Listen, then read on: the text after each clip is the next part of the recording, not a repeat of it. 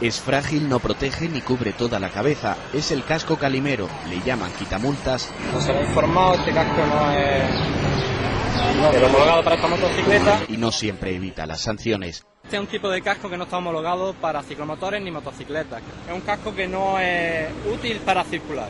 Este tipo de casco solo sirve para ciclomotores de menor cilindrada.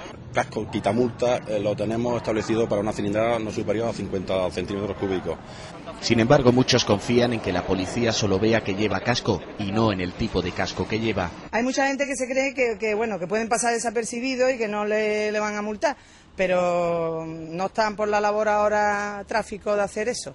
Lo mejor es usar un casco integral o al menos que cubra las orejas y la nuca para evitar riesgos. Sin embargo, muchos ven en la protección una incomodidad. Y llevarlo siempre atado, porque no hacerlo también es sancionable.